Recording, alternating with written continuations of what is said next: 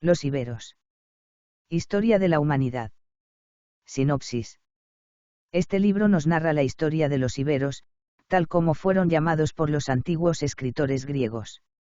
Se plantearán temas tales como, el origen de una civilización, fenicios y griegos, arte y religión, protectoras de la fecundidad, animales fantásticos, ideas sobre ultratumba, entre otros. Los iberos. Fue en la fase inicial, que podríamos llamar precientífica, cuando surgió la teoría de que los iberos peninsulares eran resultado de una invasión norteafricana. Se trataba de una hipótesis de trabajo que, como acontece con excesiva frecuencia, se tomó como un hecho comprobado. Algún día habrá que analizar con calma la historia concreta de este fenómeno, que es un ejemplo de africanismo, que inundó buena parte de nuestra prehistoria y del que, en la visión actual, apenas queda nada. Para comprender cómo se ha alcanzado el conocimiento actual, vale la pena esbozar las grandes etapas de la investigación, cuyos inicios podemos situar hace alrededor de un siglo. Ciertamente el nombre de los iberos, su situación geográfica y algunas de sus características eran conocidas desde el Renacimiento, cuando se comenzaron a manejar y a estudiar los textos clásicos grecolatinos. Asimismo, hacía mucho tiempo que los epigrafistas habían identificado un tipo peculiar de alfabeto propio de los iberos, y los numismáticos lo habían observado sobre monedas acuñadas en el área ibérica. Los intrigantes problemas del alfabeto y de la lengua o de las acuñaciones monetarias, unidos a las referencias de las fuentes clásicas, habían precedido en mucho a la arqueología, la identificación del arte ibérico, sus lugares de habitación o de enterramiento. Una nueva etapa se abrió en las últimas décadas del siglo pasado con los descubrimientos de piezas espectaculares de escultura ibérica. Primero fueron los hallazgos del Cerro de los Santos, en Montealegre del Castillo, Albacete, donde aparecieron una numerosa serie de figuras de piedra que llamaron rápidamente la atención, pero que no consiguieron la admiración general. Mostradas en las Exposiciones Universales de Viena, 1873, y de París, 1878, fueron recibidas con una cierta curiosidad más bien fría. El salto definitivo se dio el 4 de agosto de 1897, cuando unos campesinos hallaron en la Alcudia de Elche un busto femenino que fue bautizado, como no, con el nombre de la reina Mora, y que poco después comenzó a ser conocido como la Dama de Elche. La pieza, comprada por el Museo del Louvre, permitió la rápida internacionalización de un arte hasta entonces desconocido. Los años siguientes fueron decisivos. Abierto el interés en torno a este arte, correspondiendo al momento inicial de los descubrimientos prehistóricos en nuestra península, comenzó la recolección de los datos arqueológicos que debían dar un primer esbozo de la arqueología ibérica, una de cuyas piedras de fundamento fueron los 2 tomos de Picassent Paris Essai sur l'art et l'industrie de l'Espagne primitive, publicados en 1903-1904, donde por primera vez sistemáticamente se describían una serie de yacimientos, con sus cerámicas muy características, que iban a dar a partir de entonces una pista importante para las localizaciones o identificaciones de lugares ibéricos. Al mismo tiempo se realizaban los primeros ensayos de excavación en poblados y necrópolis.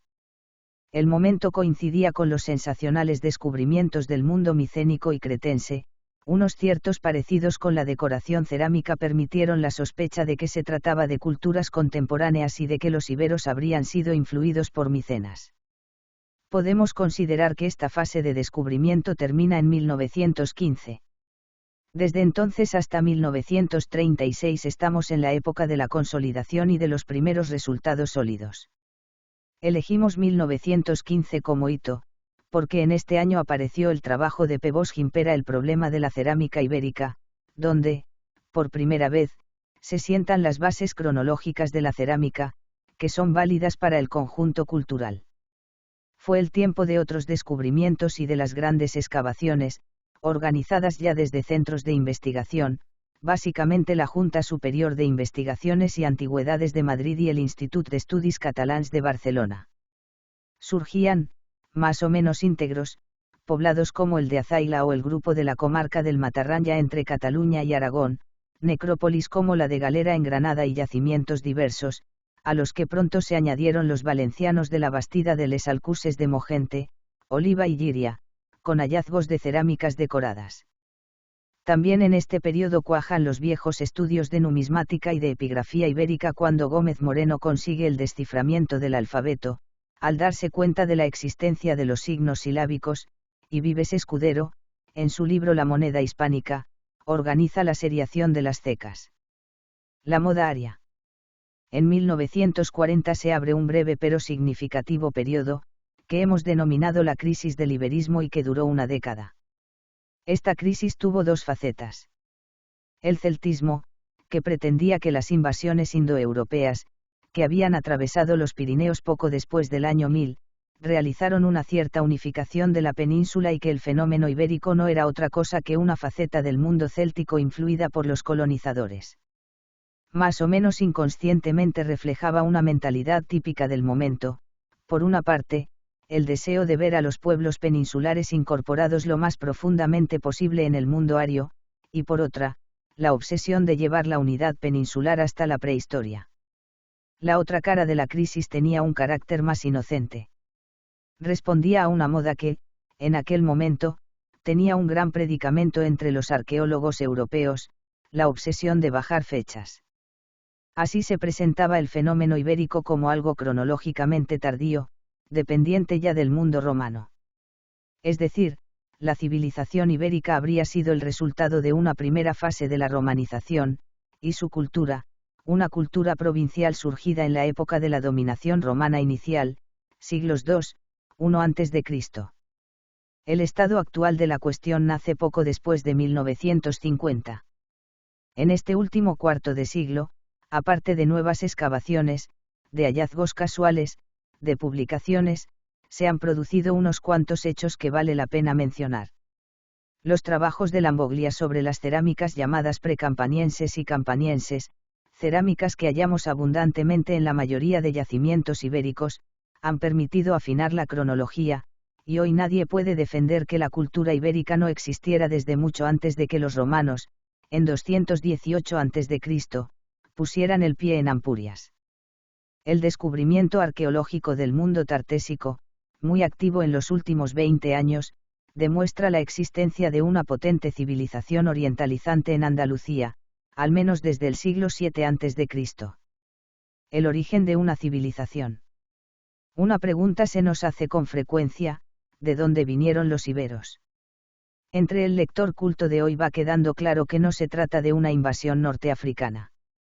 Pero se mantiene con frecuencia el concepto de que una civilización nueva exige la llegada de gentes también nuevas. Una respuesta rápida y quizá clarificadora es plantear, a su vez, la siguiente pregunta: ¿qué dirán los investigadores del año 4000 cuando les pregunten de dónde llegaron a España, en el siglo XX, los portadores de la civilización industrial? Porque es bien patente que en el curso de 3 o 4 generaciones hemos pasado a tener ferrocarriles, aviones, tractores y televisores, etc., sin que nos haya invadido nadie. Lo ibérico es un fenómeno de cultura. Entre el año 1000 y el 500 a.C., para buscar fechas redondas, los pueblos que habitaban la fachada mediterránea peninsular recibieron una serie de influjos, pudieron conocer nuevas técnicas, tan diversas como puedan ser la escritura, el hierro, la moneda, el torno de alfarero y nuevos conceptos urbanísticos. Era el resultado de los contactos comerciales y de la vecindad de los establecimientos, ciudades y factorías, que fenicios, griegos y cartagineses habían fundado a lo largo de las costas. Era la primera vez que gentes desarrolladas se ponían en contacto con los subdesarrollados del Far West mediterráneo.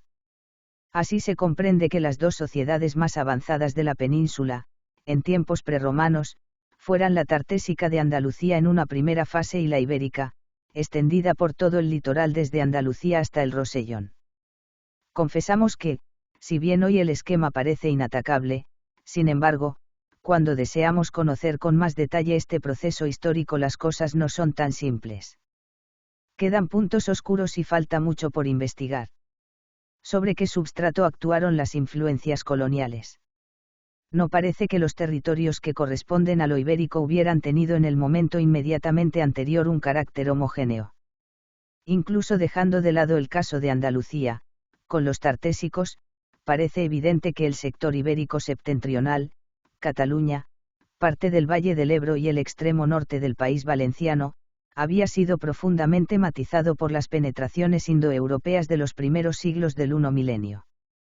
Mientras que más al sur no parecen haber llegado tales influencias, y lo que hoy conocemos como anterior a lo ibérico son civilizaciones de la Edad del Bronce, cultura argárica, cultura del bronce valenciano, que, por otra parte, pertenecen al segundo milenio, ya que la cronología recién aportada por el carbono 14 la sitúa entre el 1800 y el 1300 a.C., frente a esta diversidad de substrato hallamos en época ibérica una lengua que parece bastante homogénea, de carácter indígena, que de forma alguna puede ser atribuida a influencias coloniales. Uno de los problemas actuales es que faltan datos en amplios territorios sobre la situación del mundo indígena en la fase preibérica. Es el caso de gran parte del país valenciano o de Murcia, donde tenemos un vacío de más de 6 siglos entre el 1300 y el 1600 a.C., vacío revelador de lo que hemos de esperar de futuras investigaciones. También el mecanismo de la penetración cultural tiene numerosos puntos oscuros. Hasta hace muy pocos años la tendencia era atribuir el papel básico a la acción griega, dejando a los fenicios arrinconados a un muy segundo término.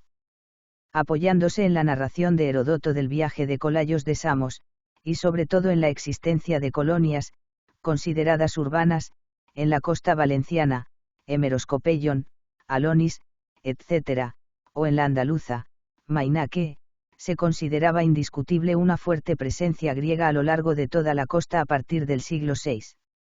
Los descubrimientos de los últimos 10 o 15 años han dado un giro copernicano a la visión. Primero fue la excavación de una serie de factorías fenicias, fechables desde el siglo VIII a.C., en la costa andaluza entre Málaga y Motril, sobre todo en los alrededores de Vélez Málaga y en Almuñécar, que han demostrado la intensidad de la acción fenicia. Fenicios y griegos. Al mismo tiempo, la valoración arqueológica de Tartesos acaba de demostrar hasta qué punto la sociedad andaluza de los siglos VII al V a.C., estaba fuertemente penetrada de influjos fenicios. Por si fuera poco, zonas que se consideraban netamente griegas van proporcionando documentos que demuestran que desde el siglo VII a.C., recibían productos comerciales fenicios. Así el poblado de los Saladares en Orihuela o el de Vinarragel en Burriana. Obsérvese que ambos puntos flanquean, por el norte y por el sur, la zona de las supuestas colonias griegas valencianas. Incluso aparecen indicios de comercio fenicio en las mismas fechas, es decir, en torno a los siglos VII, V a.C., en el área de la desembocadura del Ebro. No se trata de negar la influencia griega sobre el mundo ibérico, que alcanza un peso enorme a partir del siglo V a.C., como resulta patente a través de la invasión de ciertos productos comerciales como son las cerámicas. Desde el 450 a.C., aproximadamente hasta el triunfo del comercio romano, que precede en algo a la conquista, se observa una inundación de cerámicas griegas que alcanzan no solo los establecimientos indígenas estrictamente litorales, sino otros del interior ibérico, por ejemplo, el norte de las provincias de Granada o Jaén. Pero estamos ahí en una época que ya no afecta a las raíces del fenómeno ibérico, puesto que cuando comienza esta penetración de la cerámica griega la cultura ibérica está ya plenamente constituida. La tendencia actual es la de dar a los fenicios un papel mucho más importante del que hasta ahora se les había concedido en las corrientes que aportaron los elementos que, reelaborados, tenían que dar lugar al nacimiento de la civilización ibérica. Porque, una vez consolidada la visión de que la cultura ibérica es fruto de las influencias de los pueblos desarrollados del Mediterráneo oriental, se tiende a caer en el concepto, falso, de que los iberos se limitaron a copiar servilmente, negándoles, de hecho, toda posibilidad creadora. Al señalarlo, no se trata de caer en la ingenuidad indigenista, que grandes eran nuestros antepasados los iberos, sino de observar científicamente un hecho evidente, la personalidad de una civilización que, si bien encaja dentro de los módulos de lo que podríamos esperar para su época y su lugar geográfico, presenta originalidad suficiente como para que cualquiera de sus productos pueda ser identificado con facilidad. Estas referencias a fenómenos que hallamos en unas épocas y en otras no, nos acercan a un tema que conviene fijar, las etapas cronológicas del mundo ibérico. Dentro de una unidad fundamental existen matices que permiten diferenciar tres fases. La primera, de formación, de la cual apenas nada sabemos, que se puede centrar en el siglo VI a.C., hasta hace poco resultaba un misterio total. Hoy comenzamos a disponer de algunos documentos, entre los que hay que destacar el precedente tartésico. A partir del siglo V a.C., nos movemos con mayor seguridad, puesto que estamos ya ante el mundo ibérico con sus características básicas establecidas. Desde este momento hasta el siglo III a.C., se desarrolla la época ibérica plena, con la particularidad de que los iberos son independientes. Es el momento de la gran escultura, dama de Elche, dama de Baza, la mayor parte de los animales mitológicos de gran tamaño. Fase cultural de la que ya podemos conocer conjuntos coherentes, como pueden ser poblados o necrópolis, yacimientos algunos de ellos excavados indio extenso, como la Bastida de Les Alcuses, las necrópolis de Galera, Castellones del Ceal, Burriac, el Cigarralejo. El siglo III a.C., divide el mundo ibérico en dos épocas claramente diferenciadas. Es el momento del ensayo imperialista de los cartagineses sobre la península, Amílcar, Asdrúbal, que culminará con la marcha de Aníbal sobre Roma y que, al provocar la contraofensiva romana, hará caer a los iberos dentro de los territorios conquistados por la nueva gran potencia mediterránea. Contra lo que una visión primaria podría suponer el dominio romano no representó de entrada, y durante mucho tiempo, el final de la sociedad ibérica. Así, la última etapa de esta cultura tiene lugar bajo el dominio político de Roma. Ahora bien, siglo y medio después de formar parte, políticamente, del mundo romano, la fuerza sociopolítica y cultural de Roma se impuso y solo zonas marginales quedaron fuera del proceso, ya maduro, de la romanización. Por ello no puede fijarse una fecha válida como final de la cultura ibérica, puesto que se fue desintegrando con mayor o menor rapidez según las áreas, sustituida por la romana. En general, el momento clave del cambio fue el siglo que va de la mitad del I a.C., a la mitad del I después de Cristo. Arte y religión. Los orígenes del arte ibérico, como tantas actividades de la vida humana en la antigüedad, los Juegos Olímpicos y el teatro en Grecia, los Juegos de Gladiadores en Etruria y Roma, la banca en el Oriente, etc., se relacionan en sus comienzos con la religión. El mismo fenómeno se observa en Grecia con la aparición de la escultura en la época arcaica.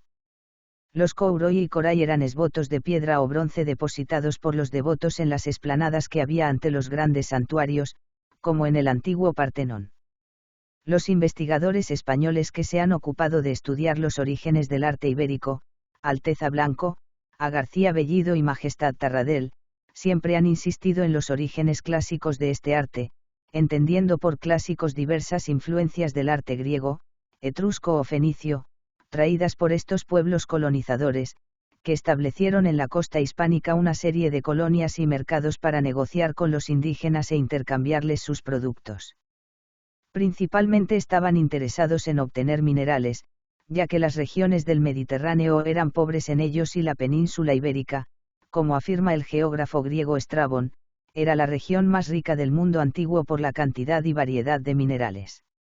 Junto a influencias debidas a las relaciones comerciales con los pueblos colonizadores, otras influencias artísticas debieron llegar a la península desde Sicilia, importantísimo centro artístico y comercial, traídas por los mercenarios iberos, celtíberos y baleares, que sirvieron en esta isla, como tropas a sueldo en los ejércitos de cartagineses y griegos, a lo largo de todo el siglo V a.C., y en el siguiente. La más antigua plástica ibérica conocida hasta el momento son los relieves, de carácter funerario, de Pozo Moro, Albacete, descubiertos por Majestad Almagro, que revolucionaron todo lo que se había dicho sobre los orígenes de la escultura ibérica. Se trata de un monumento funerario, cuya planta rectangular obedece a modelos sepulcrales del norte de Siria y sur de Anatolia, con leones colocados en las esquinas, que responden, en su ejecución, a prototipos neohititas traídos al occidente por los colonos fenicios. De una importancia excepcional son los relieves, ejecutados con técnica plana.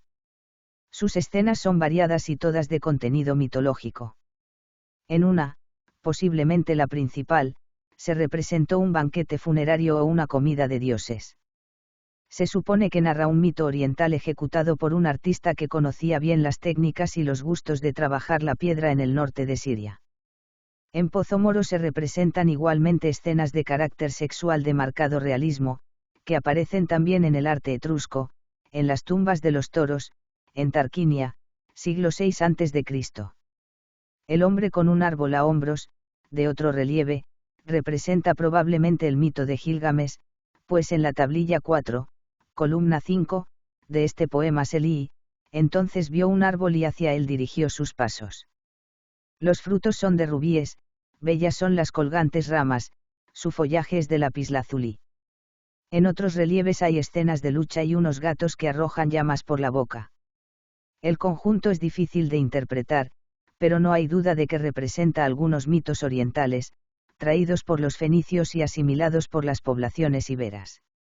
Puede fecharse hacia finales del siglo VI a.C., aunque su descubridor cree que los relieves pueden ser anteriores. Es, pues, el documento más antiguo de la escultura ibérica. Se conocen varias representaciones de dioses y diosas de los iberos en escultura, orfebrería, pintura y terracotas. Entre las primeras son famosas la Dama de Elche, Alicante, y de Baza, Granada, otras dos diosas, sedentes igualmente, halladas en el Cabecico de Tesoro, Verdolay, Murcia, y en el Santuario Ibérico del Llano de la Consolación, y una diosa metroaca vinculada a los niños, que aparece frecuentemente en terracotas. Entre los dioses se cuentan uno masculino, representado entre caballos rampantes, y un dios entronizado al que acompañan diversos genios alados, animales y diferentes escenas de difícil interpretación. Protectoras de la fecundidad. La Dama de Elche, fechada en el siglo VI a.C., se ha considerado siempre, hasta que apareció la Dama de Baza, la pieza cumbre del arte ibérico. Ambas son una versión ibera de la diosa cartaginesa Tanit, equivalente púnica de la Astarte fenicia, versión semita de la Istar babilónica, diosa protectora de la fecundidad, de los animales, del hombre y de la vida en sus más variados aspectos. Traída al occidente por los fenicios, fue muy venerada entre iberos y turdetanos, como lo indican otras estatuillas de diosas, entre las que destaca la Dama de la Galera, Granada, del siglo VII a.C. Esta protectora de la fecundidad se la representó varias veces alada en la cerámica de Elche, sola o acompañada de caballos, de diversos animales, o de temas vegetales, como Astarte en el oriente. No se puede dudar que en Elche la diosa patrona era Tanit, pues un semis de época de Augusto, con la representación de un templo y la palabra y uno sobre él, prueba que el templo principal de esta ciudad estaba dedicado a Juno, versión romana de la Tanit cartaginesa. Surgieron así imágenes de culto en terracotas, en las que los dioses llevan cabezas y gorros típicamente griegos y en el resto del cuerpo atributos de Tanit. Estas imágenes de barro son frecuentes en el Levante ibérico, y en las Islas Baleares. Se observa en estas representaciones un sincretismo típico de la religión en toda la antigüedad. Las damas, obras de talleres. La Dama de Elche acusa influencia griega en diversos elementos. Los rodetes para meter el pelo, los llevaban algunas terracotas áticas del siglo VI a.C., la distribución del ropaje sobre el cuerpo recuerda los mantos de una terracota de Rodas, hallada en las Baleares. La ejecución del rostro, bien conseguido, es griega y de gran realismo y encanto. Todos los amuletos que lleva sobre el pecho son de origen fenicio y aparecen ya en los collares de la Liseda, Cáceres, obra de artistas indígenas que trabajaban hacia el 600 a.C. Son los mismos que se repiten en la Dama de Baza y sobre algunos esbotos ibéricos en piedra o bronce. Posteriormente la mezcla de elementos de diversa procedencia es una característica del arte ibérico.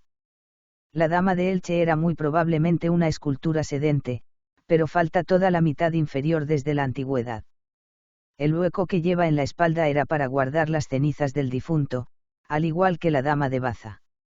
En Elche trabajó, a finales del siglo V y durante el siguiente, un taller de esculturas que ha dado piezas, muy mal conservadas, cumbre del arte ibérico por su calidad y finura, como un fragmento de mujer sentada, con un estudio muy perfecto de los paños, una mano sujetando el interior de un escudo y un torso de guerrero. La Dama de Baza, siglo IV a.C., es obra de arte más provincial que la de Elche, de ejecución menos fina en las facciones y en las manos y muy recargada en la joyería. Algunos elementos de su atuendo, como los vestidos, son indígenas y recuerdan los mantos de varios colores de las nativas, de los que habla Estrabón. El trono en que se asienta es de origen griego. F. Presedo, su descubridor y primer estudioso, buscaba paralelos en terracotas griegas del sur de Italia y sicilianas y descubría una influencia etrusca en el hecho de que servían como urna. Otras esculturas de diosas ibéricas que acusan influencia griega tienen paralelos próximos en Tarento. Son las damas sedentes halladas en el Llano de la Consolación. Se trata de dos diosas también de carácter funerario, como lo indica bien su lugar de aparición, un cementerio. Son diosas de la tierra, vinculadas al culto a los muertos, al igual que Tanit, como las diosas Coré y Demeter, que alcanzaron una gran popularidad en Sicilia. Estrabón escribe que la modalidad del culto a la Artemis Efesia la trajeron los focenses al occidente, y que este culto se practicaba entre los iberos con el mismo ritual que en las metrópolis de Asia. Se trata probablemente de danzas rituales de carácter obsceno ejecutadas por mujeres. En un fragmento de cerámica de Elche se representan unas bailarinas, rodeadas de los símbolos de la gran diosa de la fecundidad. En este mismo sentido es muy interesante una terracota aparecida en la Serreta de Alcoy, Alicante. Esta diosa es la misma que, acompañada de niños, se representa en terracotas de Porcuna, Jaén, del Valle de Abdalaxis, Málaga, y de la Albufereta, Alicante. La diosa de la fecundidad tenía un paredra masculino representado entre caballos rampantes, en relieves del Llano de la Consolación, de Morón Jaén, y de Villaricos, Almería. Este dios aparece repartido por todo el Mediterráneo, en esculturas de Creta, en bronces de Olimpia, en vasos de figuras negras del siglo VI a.C., en un marfil de Samos. Una representación de un dios acompañado de tres genios alados, un centauro, diversos animales como jabalíes y linces, y de otras escenas de interpretación dudosa, se halla sobre una pátera de Tibisa, Tarragona, que apareció con 10 platos de plata, en forma de tulipa, que muy probablemente eran vasos de culto. Esta pátera, con escenas grabadas a buril y de ejecución muy tosca, plantea problemas de interpretación, escena de carácter funerario o de un sacrificio religioso, y presenta un sincretismo de tipo helenizante, bien manifiesto en la presencia de las niques, genios alados, de cuya existencia en la región es esta escena el único testimonio. Animales fantásticos. A los griegos y fenicios se debe igualmente la introducción de una serie de animales fantásticos, que recibieron culto entre los iberos, como el grifo de Redován, Alicante, que denuncia la mano de un artista de primer orden que respiró aún un ambiente arcaico hacia el 500 a.C., el mismo origen tienen las esfinges de Agost, Alicante, de Santo Tomé, Jaén, y la de Villaricos, Almería, que ofrecen unas características muy similares en el modelado, en la ejecución de las plumas, de las alas y en las trenzas. De todos estos seres fantásticos, la escultura más importante desde el punto de vista artístico y religioso es la llamada Bicha de Balazote, Albacete, hoy conservada en el Museo Arqueológico Nacional de Madrid. Representa un toro tumbado, con cabeza humana. Está concebido para ser adosado a una puerta, quizá de tumba, lo que indica ya de por sí una concepción típicamente oriental, donde son frecuentes los toros con cabezas de hombre. La ejecución de las barbas y del pelo trabajado a estrías es también peculiar de los artistas orientales, al igual que la forma ovalada de los ojos. El toro, como depósito de la fecundidad animal y humana, recibió culto. Diodoro de Sicilia, historiador griego de los tiempos de Augusto, escribe que en España las vacas descendientes de las que Hércules regaló a un reyezuelo ibérico, cuando vino a la península a robar los bueyes a Gerión, eran animales sagrados. Hay que relacionar con este culto al toro diversas esculturas de bóvidos. Cabe recordar el toro de Porcuna, Jaén, la antigua Obulco, que ha aparecido en Oretania, de donde debió llegar a los iberos este culto. Este toro, siglo IV a.C., está tumbado, su frente y brazos están decorados con motivos vegetales y sus cuernos son postizos, muy probablemente eran naturales. Responde en su conjunto a modelos orientales de bóvidos traídos por los fenicios. En Rojales, Alicante, debió de existir un santuario consagrado a estos animales, pues aparecieron juntas 5 o 6 esculturas grandes de toros, casi completas. Unos animales estaban de pie y otros tumbados. Algunos llevaban sobre la testuz una mitra, que recuerda que eran animales de sacrificio, y rizos de aire arcaico.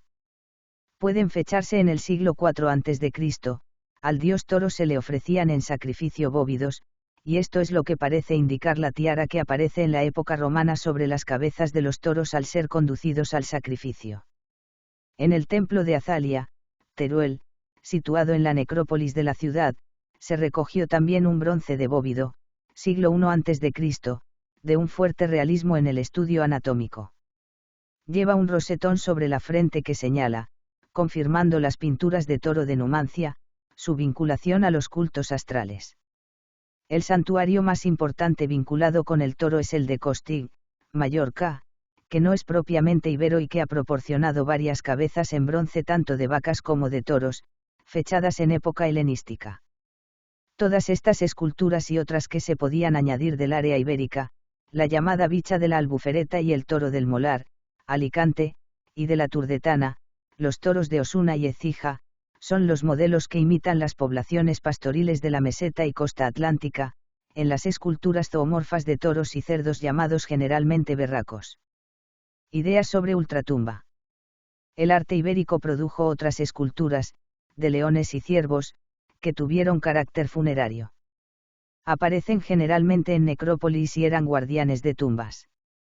Las esculturas más conocidas son las de Bocairente, Valencia, y de El Molar, Alicante, con las fauces bien abiertas, de un arte tosco y de baja calidad, y los ejemplares de Baena, Nueva Cartella, Castro del Río y Manga, en la provincia de Córdoba. Sus ideas sobre ultratumba no son desconocidas en gran parte. Dos fuentes, una literaria y otra arqueológica, hablan de la divinización de personajes importantes. Polibio, historiador griego que visitó España en el siglo II a.C., y asistió a la caída de Numancia, afirma en su historia que Aletes, descubridor de las minas de plata más famosas de la antigüedad, las de Cartagena, recibió por este descubrimiento honores divinos. El rito funerario de los iberos era la cremación, como en casi todo el Mediterráneo. A los guerreros se les enterraba con sus armas, y se depositaban vasos de ofrendas, que se debían de arrojar, igual que las armas, en la pira de cremación, pues frecuentemente llevan señales de fuego. A algunos guerreros se les enterró con sus carros, como los hallados en la necrópolis del Cabecico del Tesoro, en la de Peal del Tesoro, y en la de Baza. La tumba de los personajes más ricos de la sociedad ibera se cubría con un túmulo, como los aparecidos en Mula, Murcia, en Galera y en Cástulo. En esta última necrópolis oretana, al igual que en otras del Levante ibérico, se construyeron túmulos escalonados, atestiguados igualmente en el sur de Italia. El historiador romano Livio, al descubrir el ritual funerario propio de los hispanos, con ocasión de narrar sucesos acaecidos durante la Segunda Guerra Púnica, habla de movimientos de gentes junto a la tumba, acompañados de gran ruido. Posiblemente se trata de danzas de carácter funerario, con paradas y combates militares, del tipo de las descritas por varios historiadores de la antigüedad, Diodoro y Apiano, celebradas también con ocasión de los funerales de Viriato.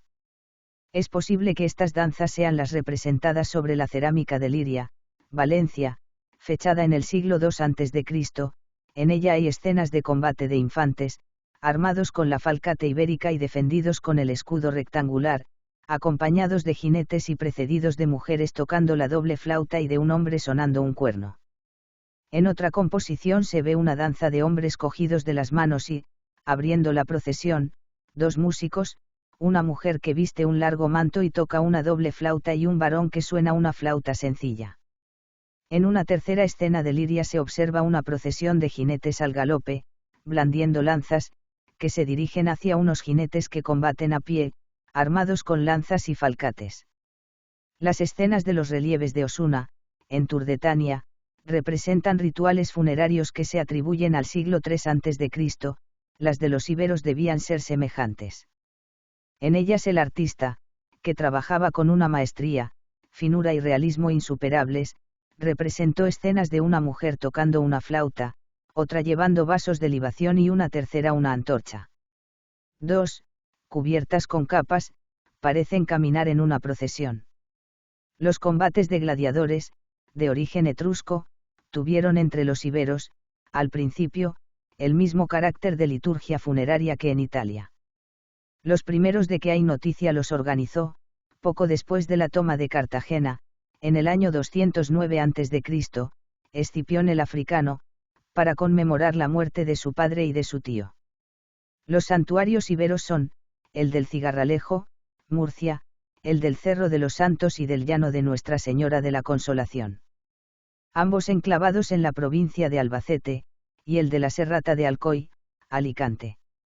Estos santuarios ibéricos parecen ser posteriores en el tiempo a los santuarios oretanos de Sierra Morena. Collado de los Jardines y Castellar de Santisteban, ambos en la provincia de Jaén, en plena Sierra Minera. Los primeros serían una proyección de los segundos, que acusarían el impacto de la religiosidad fenicia a partir de bronces, como el Guerrero de Medina de las Torres, Badajoz, el esboto en bronce de mayor tamaño hallado en la península, que algunos investigadores extranjeros han supuesto una imagen del dios Set Adad, dios de la tormenta. Los santuarios ibéricos. El santuario del Cigarralejo está enclavado en un altozano y fue frecuentado por los devotos principalmente durante los siglos IV y III a.C. La particularidad de este santuario es que la mayoría de los esbotos son figuras de caballos o de yeguas de cría, obra de artesanía fina la mayoría de ellos. En otras regiones del Mediterráneo se conocen santuarios de este tipo, como el de Medna en Italia, consagrado a Demeter, y el de Artemis Ortia, siglo VII, VI a.C., en Esparta. Este santuario estaba consagrado a un dios o diosa protectora de los caballos, que, al decir de Estrabón, eran abundantísimos en la península. El santuario del Cerro de los Santos y el del Llano de Nuestra Señora de la Consolación son los únicos que han dado esbotos de piedra, unos 300 en total, que constituyen el conjunto más valioso para el estudio de la primitiva plástica ibérica. El primero está levantado sobre una pequeña altura, en la que hay un templo de plata rectangular. Fue lugar de culto desde el Santiago 5 a.C., hasta la época de Constantino. Predominan entre los esbotos en piedra las esculturas femeninas. Las masculinas son casi todas ellas cabezas sueltas. Entre las primeras abundan las que llevan un vaso de libación de leche, vino o hidromiel. Van envueltas en amplios mantos y estaban todas ellas pintadas como las esculturas griegas. Se caracterizan por su hieratismo, lo que parece indicar cierta influencia de Chipre. Muchas de estas piezas son de gran calidad artística, como la llamada Gran Dama Oferente, conservada en el Museo Arqueológico Nacional de Madrid, que, por su calidad artística, puede competir con la Dama de Elche. El santuario de Nuestra Señora de la Luz está entre barrancos. Con él se vinculan una serie de cuevas de los alrededores. Sus esbotos en bronce son de factura más rudimentaria que los de los santuarios oretanos. Es interesante la actitud de culto de los esbotos. Las damas están en posición oferente, con los brazos dirigidos hacia arriba. Algunas ofrecen algún objeto alargado, que parece tratarse de un fruto de la tierra. Una dama, desnuda, presenta una paloma o un fruto. Otra mujer ofrece una especie de torta. Un guerrero lleva un vaso de libaciones y parece iniciar un paso de danza. Hay esbotos que representan partes del cuerpo humano, lo que indica bien la función de los números que presidían estos lugares, que eran genios benéficos, y el carácter práctico de la religión ibera y el tipo de devoción, que consistía en entrar con lo luminoso para obtener favores tangibles. Por esta razón las diosas de la fecundidad en sus más variados aspectos, humano, animal o vegetal, y el culto a los animales, como el toro, que desempeñaban un papel importante en la economía ibera, encajan muy bien en la mentalidad ibera primitiva. Además de las libaciones que existían en los santuarios, a los númenes se les ofrecían los esvotos. Los santuarios ibéricos eran semejantes a los tesauroi griegos, unos grandes almacenes donde se depositaban los esvotos que, de tiempo en tiempo, se enterraban en zanjas abiertas en las proximidades de los santuarios. Posiblemente los santuarios estarían al cuidado de santones o sacristanes. No parece que los iberos lograran alcanzar una idea sobre la divinidad algo elevada. Estaría muy próxima a la etrusca y a la romana primitiva y a la bereber, en las que los numerosos textos y documentos prueban la existencia de un culto a las montañas, a las aguas y a los árboles. Se trata de una primera evolución del sentimiento de lo sagrado que los personaliza, pero todavía con un carácter muy vago, menos rico que el que expresa la imagen. Así encontré la Dama de Baza. La excavación de Baza tuvo su año de gracia en 1971. Habíamos llegado al extremo oriental de la necrópolis y veníamos trabajando desde hacía semanas en descubrimientos de tumbas saqueadas, en una zona destrozada por la plantación de almendros hacía años y una excavación un tanto irregular de unos días, que no había causado grandes destrozos, pero molestaba nuestra vista. Quedaba descartada en principio la existencia de grandes tumbas enteras, y a lo sumo creíamos posible alguna de regular tamaño con su acostumbrado ajuar. Además, queríamos terminar aquel año la excavación. Yo personalmente tenía cierta prisa por hacerme cargo de la dirección de los trabajos arqueológicos de Carteia, que llevaba nuestra admirada amiga la doctora Fernández Chicharro. Era el día 20 de julio, llevábamos trabajando en el campo desde las 8 de la mañana. Los obreros estaban divididos en 3 equipos, uno de ellos en la parte sureste, otro en el noreste y un tercero en el centro. El del centro limpiaba unas piezas aparecidas en la superficie, producto de un despojo característico. El equipo del sur había empezado a preparar unas lajas puestas en el suelo, que anunciaban, a mi juicio, la existencia de una tumba sin violar, lo que suponía un consuelo después de tantos días de frustración. El equipo del noreste había encontrado el día anterior una tumba abierta, que no se había podido excavar por falta de tiempo.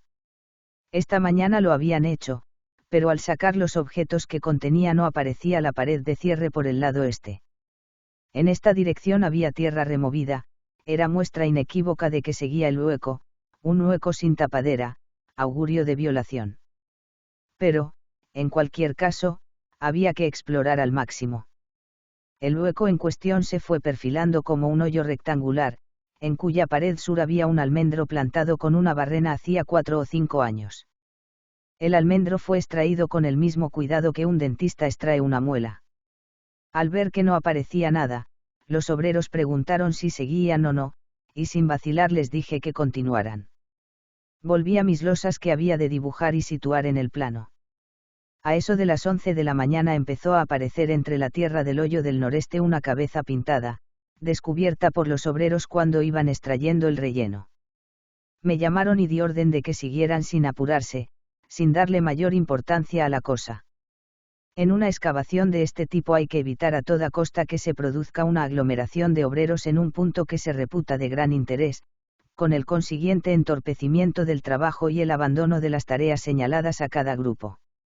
Al poco rato se había descubierto la cabeza y parte de los hombros.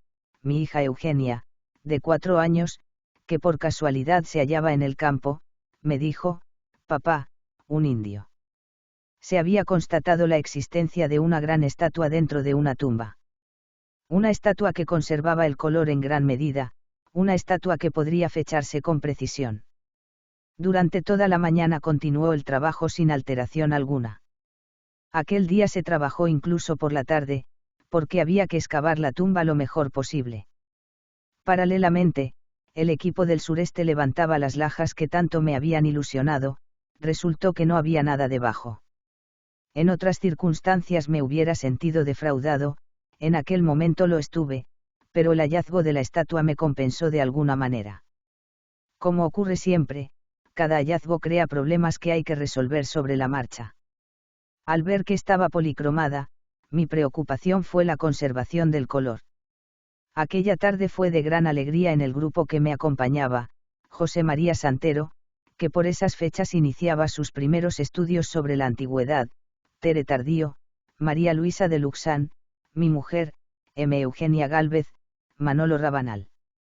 Aunque éramos cautos en nuestros comentarios, la noticia había trascendido al pueblo, con las consiguientes exageraciones de la imaginación popular que hacía sus cálculos sobre el descubrimiento. Al día siguiente volvimos al campo. Pasamos la primera parte de la mañana limpiando la tumba, haciendo los croquis pertinentes y limpiando la estatua. Por consejo de un químico amigo se le dio una capa de laca para preservar el color. Francisco J. Presedo. Repercusiones del arte ibérico. A estas alturas sería vano alarde el de rasgarse ninguna vestidura en señal de luto por aquella cultura absolutamente española, dotada de un idioma, de un alfabeto, de una plástica, verosímilmente también, de una literatura de transmisión oral, absolutamente originales. A lo más a que se puede aspirar es al reconocimiento de la belleza hierática, ensimismada, perdida en toda especie de lejanías, de la señora dama de Elche. Así, como si se tratase de una rareza desconectada de toda relación anterior, coetánea y posterior con obras de similar talante. Por fortuna, los hechos van desmintiendo día a día el aislamiento estético de la dama, circunstancia absolutamente imposible. Hace pocos años, apareció otra dama, la de Baza. Y precisamente en esta semana nos llegan noticias de haberse descubierto un yacimiento excepcionalmente rico en esculturas ibéricas de extremada calidad y porte. Se entiende bien que el moro, el musulmán, el árabe, halle más calor de tradición entre nuestras mayorías que el ibero, puesto que éste desapareció como sujeto beligerante de la historia, mientras que el marroquí ha continuado actuando en las lides bélicas como amigo o enemigo del español. Ahora bien, las persistencias y las omisiones totales, por principio de justicia, jamás se producen de modo tan radical como para triunfar demasiado unas ni ser olvidadas las coyunturas causales de otras. Esvotos, herencia para cristianos.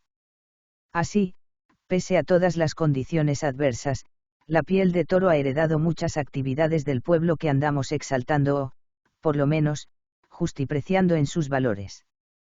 Para ver de discriminar la afirmación serían recomendables una visita y varias excursiones.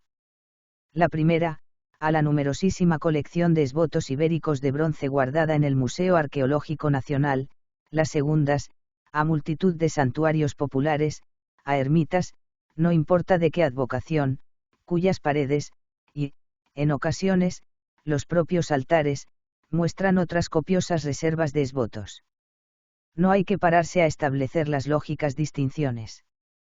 Los ibéricos, quiero decir, los antiguos, son siempre de bronce y, por lo común, representan a fieles que se acercaron a un templo, ya como mera actitud piadosa, ya con la pretensión de que un milagro de la divinidad les sanase de achaques y enfermedades. No tan solo a ellos, sino a sus animales domésticos. Con lo que podemos observar, junto a esculturillas representando a hombres y mujeres, de muy buen arte, otras mucho más modestas que figuran caballos, corderos, carneros, cabras, y buena cantidad de brazos y piernas humanos, sin contar otras piezas informes que acaso acudieran a órganos internos en estado atológico. Los actuales esvotos coincidirán con lo anterior en 1000 casos. ¿Cómo olvidarme de aquella humilde iglesia, uno de cuyos altares estaba lleno de figuras de cerditos, para protegerlos de la epizootia que fuere? Ni de las ermitillas en que, en cera, quedaban expuestas ante la eternidad piernas y brazos, remedo de las que jamás sabremos si hallaron la salud y la consistencia perdidas. Lo que ocurre, para desvirtuar de algún modo el parangón, es que los esvotos antiguos eran de buen bronce, superiormente fundido, con intención inmanente de dejar hecha una obra de arte, mientras que los actuales se limitan al latón, a la cerámica y a la cera. Se ha retrocedido en este aspecto plástico y hasta me atrevo a decir que esos miembros de cera, mancillados por la suciedad y el descuido, llegan a repeler. Y he de rectificar lo dicho, lo de que sean actuales, los dejaremos en novecentistas, ya que no he de creer que continúe la costumbre, dejada de herencia por los iberos a los cristianos. Como estos, heredaron tantísimos santuarios y estaciones termales de nuestra cultura autónoma, sin más condición que la de cambiarles la advocación. Ello, en cuanto a la liturgia menor de lo ibérico. Pero también este pueblo, que me imagino casi perfecto en su alternancia de lo serio y lo jovial, gustaba de divertirse y de divertir a su infancia. Para ello ofrecía mil posibilidades la coroplastia, la escultura menor en barro cocido, la proveedora de juguetes. Una industria popular que había llegado derechamente hasta nuestro siglo, con los mismos procedimientos e idénticos fines que los de antaño. El niño quiere jugar y sus padres pueden ofrecerle lo necesario. Es muy sencillo. Se trata de un hombrecito, de una mula, de un caballo, de un toro, todo ello en barro cocido y de dimensiones no mayores que las de un puño. Los críos campesinos de la redonda España han jugado durante siglos con estas figurillas, que a su gracia de porte y a una presencia animal contenida por la exigencia de la materia agregaban el lujo de acompañarse con un chiflo como los siurels mallorquines. Toros. Pese a lo seductor de esas piezas baleares, habrá que cortar toda discusión sobre los contactos y los enjarjes del siurel con la coroplastia peninsular. Esta es 1000 veces menos variada, pero no ha dudado jamás en preferir la representación totémica por excelencia, la taurina, que se podía, hallar en muchísimos alfares campesinos. De unos y otros he ido extrayendo mi colección, y a precios risibles. Hoy ya no tienen ninguno por la sencilla razón de que han dejado de fabricarse, pero no es posible olvidar la jactanciosa fiereza de los torillos de Andújar, a los que para mayor espanto, como a los de Alicante, el escultor anónimo teñía los cuernos de rojo, como si se hubieran hartado de cornear mozos. Hay otros toros fundamentales y solemnes, los de Cuenca, que ya se han parado en un prototipo, por Ciernas afortunado, ellos sin contar con estilizaciones y complicaciones que les propicien la mejor colocación en el escaparate de una boutique. No por lo que son ahora, sino por lo que debieron ser en su día, antes de que dejasen de ser populares, los tengo por otro eco de la estatuaria ibérica, que es lógico suponer discurriera por más de un cauce estilístico. Por desgracia estas cuestiones, que ni son tierra exclusiva de trabajo para los arqueólogos ni, por otra vertiente, para folcloristas, están todavía por dilucidar. De momento, algo puede afirmarse, y es que todo este arte popular y jovial ha pasado a la historia. Y ha pasado en el transcurso de unos pocos lustros, los que han presenciado la ruina del campo español, y de todos sus sabores, a cambio, no de una dignificación de sus hombres, sino de un televisor. Arte ibérico y arte moderno. Dado que siempre ignoraremos cuántas cantidades de arte ibérico fueron destruidas en tal o cual momento histórico, cualquier hipótesis en torno a sus posibilidades de impacto sobre la plástica más libre de nuestro pasado no podrá pasar de lo hipotético. Únicamente por medio de similitudes confrontales es hacedero hablar de esculturas románicas, siempre en el área artesana y escasamente refinada de modales, que cualquier observador desapasionado relacionaría con prototipos ibéricos. Pero el fenómeno, admitido o rechazado, dejará de tener vigencia cuando la europeización de arte español se hizo definitiva, pese a 1000 libertades voluntarias que le dieron lo mejor de su semblante. Pasarán siglos y llegará luego el momento de los grandes descubrimientos, los de Elche y Osuna, que hay que esperar que no representen sino el prólogo a toda una recuperación que deberá más al azar que al sistema. Pero, de momento, sea licenciada toda esperanza y continuemos con las realidades que nos importan. No son de pequeña entidad. Y el protagonista de la principal había de llamarse nada menos que Pablo Picasso. Él sería el autor de la proeza de enarbolar determinados principios de la estética ibérica como argumentos prácticos de su subversión más radical, la que conduciría a la configuración del cubismo.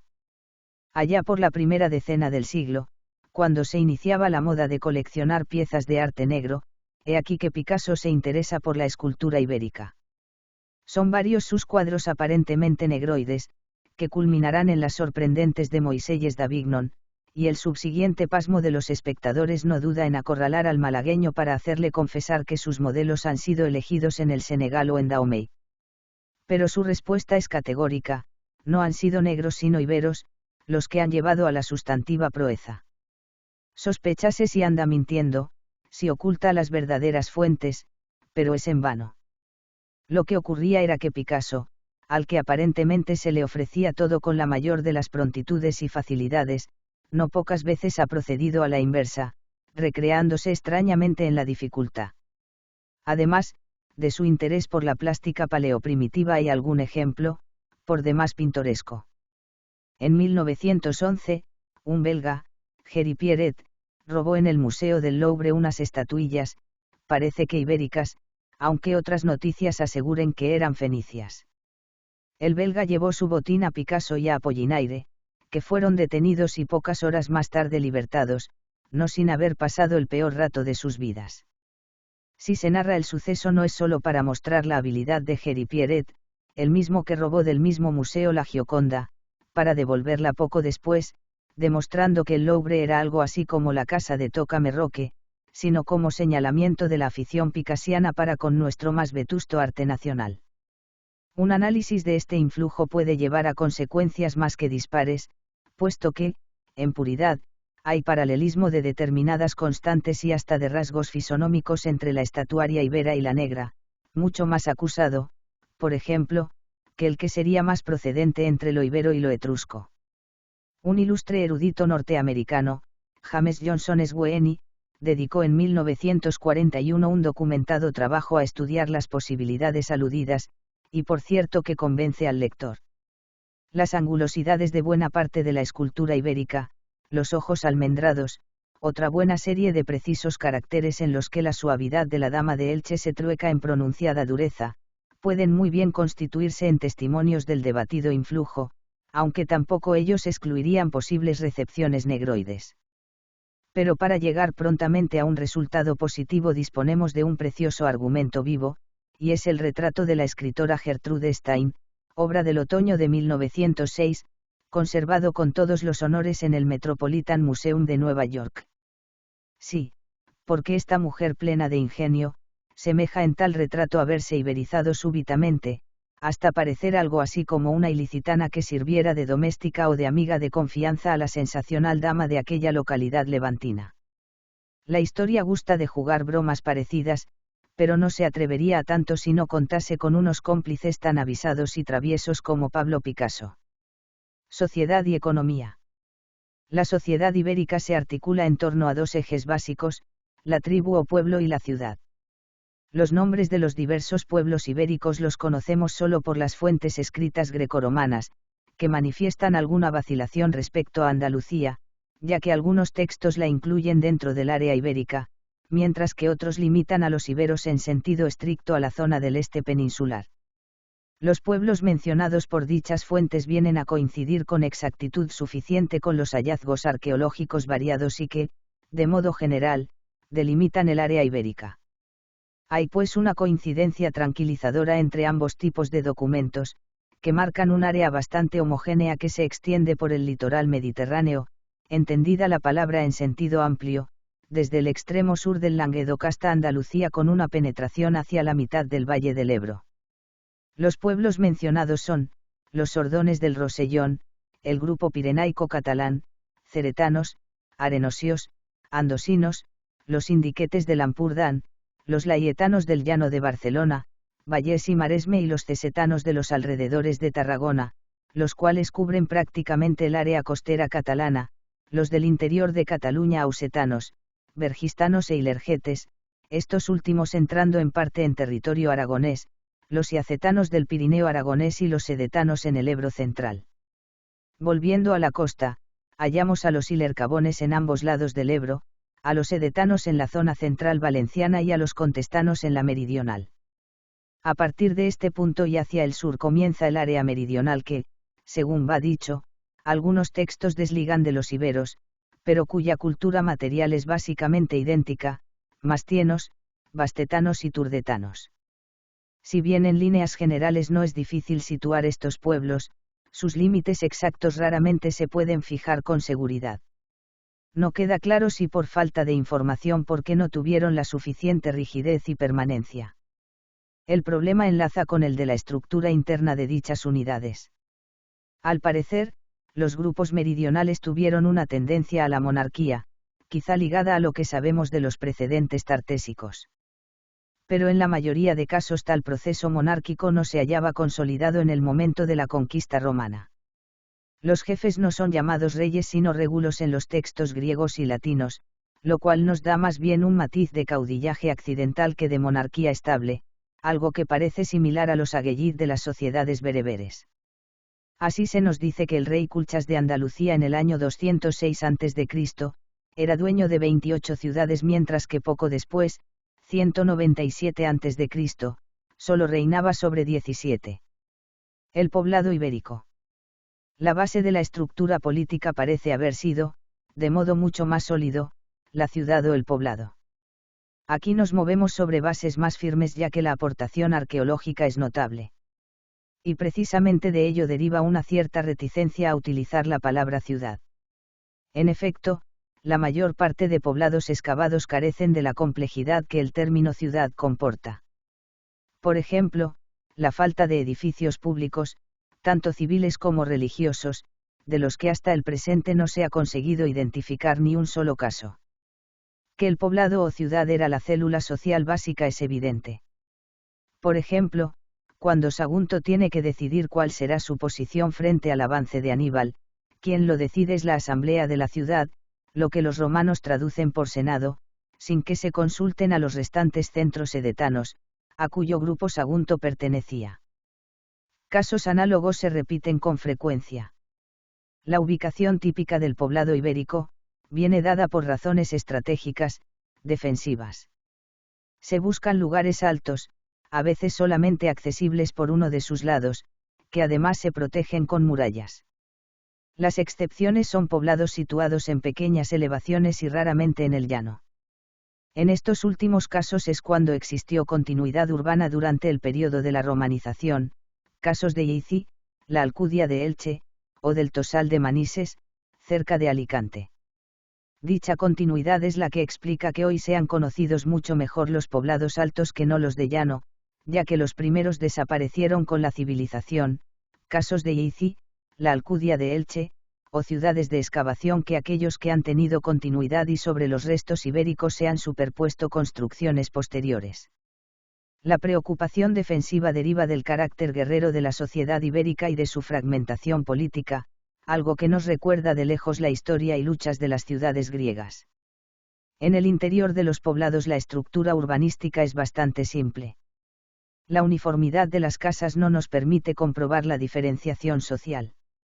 Suelen tener pocas habitaciones, de 1 a 3, de planta rectangular, nunca de grandes dimensiones, en alguna de las cuales a veces puede identificarse el hogar, otras con silos subterráneos para provisiones, aunque también estos últimos aparecen agrupados en un sector del poblado. El tipo de vivienda nos lleva a suponer que su función era principalmente la de dormitorio y almacén y que buena parte de la vida se hacía fuera de ella, algo típico del mundo mediterráneo. La célula básica de la sociedad ibérica era la familia, seguramente monógama, lo que contribuye a explicar el poco espacio de las casas. Estas se organizan formando calles estrechas y poco regulares, con frecuencia condicionadas por la topografía del terreno. Es normal que en los poblados de montaña las calles correspondientes a las pendientes tengan escaleras, mientras que las que correspondan al eje longitudinal, más llano, sean las principales y las más anchas. De la misma manera que faltan los edificios públicos tampoco hallamos plazas. Novedades económicas. En la estructura económica ibérica hallamos 3 novedades importantes respecto a las sociedades anteriores, tanto las del bronce, como las de influencia indoeuropea, el uso intensivo del hierro, el torno de alfarero rápido y mucho más tarde, la moneda. Es evidente que en la adopción de estas novedades jugó un papel básico el contacto con los pueblos colonizadores. El hierro fue introducido en el siglo VII a.C., por los indoeuropeos, pero su uso estaba muy limitado y era preferentemente suntuario. Con la llegada de griegos y fenicios se transforma en un material de uso común. El torno lento se utilizaba ya en el sur de la península en el bronce final, y hasta que el factor colonial incide en el mundo peninsular no se adopta el torno rápido para fabricar cerámica. Este permite la creación de talleres especializados que tienen mayor capacidad de producción. En el siglo VI a.C., los griegos tienen ya una economía monetaria desarrollada, los fenicios cartagineses tardaron más en adoptar la moneda. Su introducción en el mundo ibérico se debe sobre todo a la influencia de las ciudades griegas de la costa catalana, Ampurias y Rosas. Pero la circulación monetaria no se generaliza en el mundo ibérico hasta época romana. Las bases económicas de la cultura ibérica eran la agricultura y la ganadería. La introducción del hierro permitió una mayor tecnificación de la explotación agrícola, que se refleja en la variedad del utillaje que conocemos a través de la arqueología. Un elemento muy importante es la aparición del arado, de tipo dental, típicamente mediterráneo. Los cultivos eran generalmente de secano, aunque está documentada la práctica esporádica del cultivo de regadío y huerta. El cultivo de secano era básicamente cerealístico, trigo y cebada. Su importancia la tenemos documentada tanto arqueológicamente, abundancia de molinos en los poblados, como por las fuentes escritas. Más difícil de resolver es el problema de la vid y el olivo. Los investigadores han tenido tendencia a aceptar su difusión en época ibérica prerromana, suponiendo los cultivos introducidos por los fenicios y principalmente por los griegos. Sin embargo, no está en absoluto documentado que hubieran sido explotados, por lo menos a escala considerable, en nuestra península antes de la romanización. Es a partir de tiempos de Augusto cuando hallamos importante producción de aceite y vino, y no antes. El olivo y la vid. Resulta muy significativo que, entre la gran riqueza de formas, para todos los usos, que presenta la cerámica ibérica, no existan lucernas, es decir, candiles de aceite, y asimismo son rarísimas las importaciones de lucernas antes del siglo I a.C., cuando se compraban tantos otros objetos cerámicos griegos o itálicos.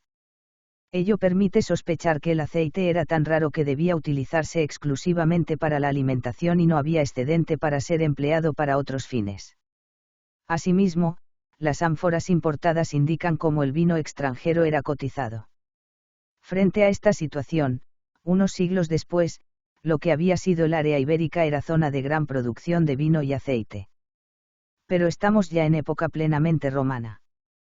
Tenemos muy poco documentados los cultivos hortícolas, de los que solo se cita a la alcachofa.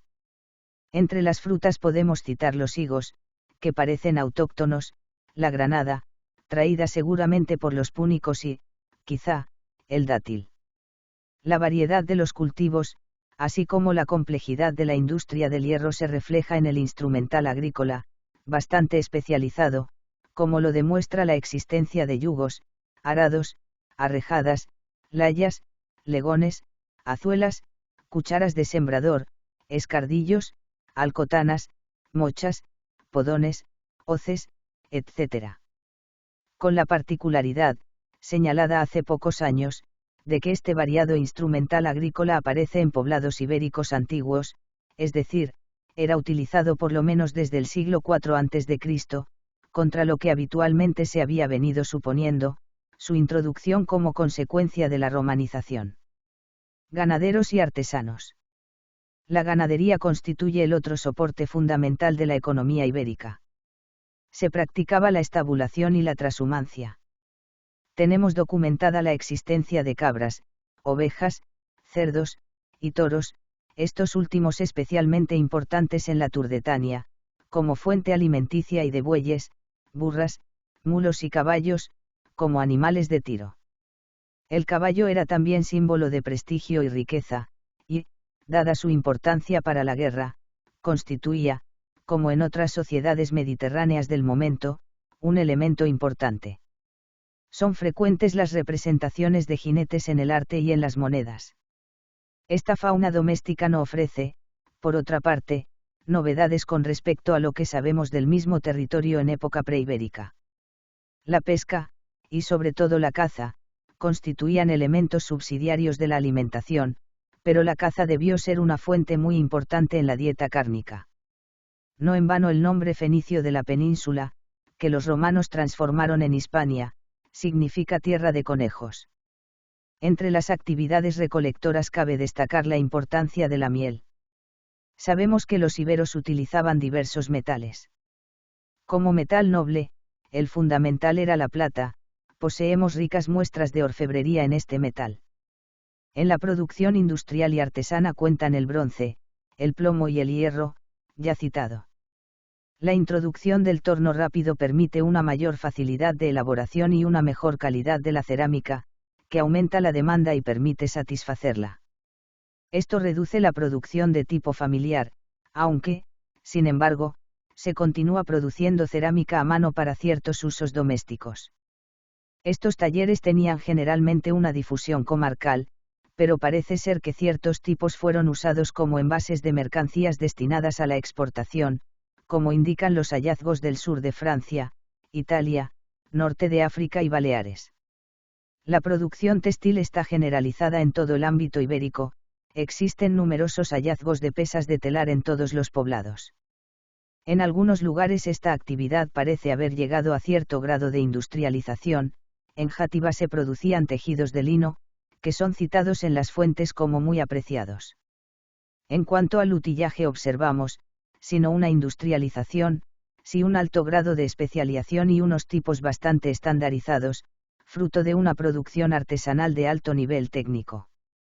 La diversidad del utillaje refleja un alto grado de especialización respecto a las actividades a las cuales estaba destinado, pero esto no comporta una clase artesanal dedicada exclusivamente a su manufactura, ya que no hay que excluir la posibilidad de una dedicación estacional en las temporadas que deja libres el trabajo agrícola.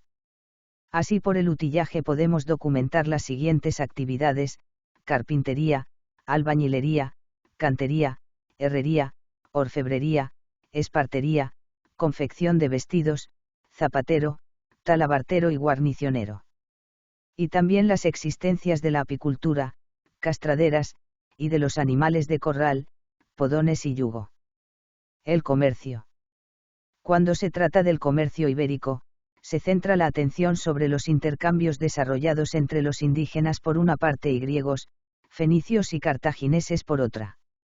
Es, en efecto, el aspecto mejor conocido, tanto a través de las fuentes escritas como por hallazgos arqueológicos de productos exóticos aparecidos en poblados y necrópolis ibéricas. Y es sin duda el más importante, pero conviene hacer constar nuestra escasa información sobre el comercio interior, es decir, entre los diversos grupos ibéricos, problema que generalmente es silenciado. Aún en el aspecto del comercio colonial nuestro conocimiento es parcial, ya que en buena parte deriva de la documentación aportada por aquellos elementos que, por su materia, son perdurables, quedando a oscuras respecto de otros que no dejan rastro. Así, en cuanto se trata de comercio exterior y de lo que adquirían los iberos, se centra la atención sobre la cerámica, ya que es algo perdurable. Nada sabemos en cambio de los tejidos, por ejemplo. Y es difícil suponer que el prestigio de los tejidos fenicios, la famosa púrpura, que les abrió tantos mercados, no hubiera incidido sobre el área ibérica. Los metales peninsulares habían ejercido una fuerte atracción desde mucho antes de la época ibérica.